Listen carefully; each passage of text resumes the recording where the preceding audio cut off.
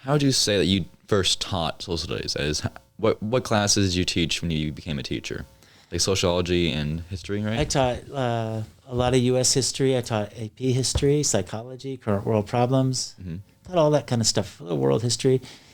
I mean, I wanted to promote cognitive dissonance, and what I mean by that is I really wanted kids to think differently than they thought before. Yeah. Now, I didn't want to plant ideas in their head. Matter of fact, I love having people with different ideas, allowing them to challenge like things. And it's really, you want them to get them to think more than anything else.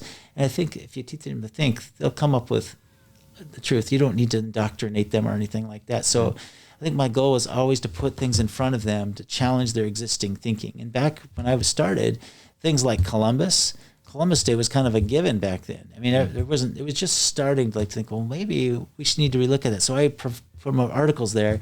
I remember one time having the students presenting to the parents, like whether we should have a Columbus Day or not. And it was very lively and interactive. We didn't tell them how to think. I just gave them a bunch of different things to look at.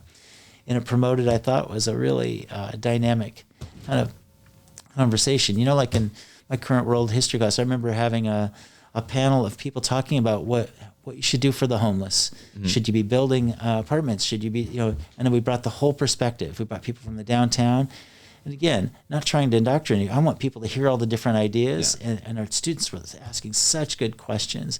So I feel like social studies needs to be a place where I think it needs to be a lively place where you're talking about ideas and getting people really to think about their own values, not my values, their values. And so I should spend very little time trying to convince them to my point of view, but getting them to help them shape their own point of view. Yeah, so help them come around to their own view based off of different information. Yeah, and sometimes I had such a strong view, I would purposely take the opposite side to start with, because I think it's important.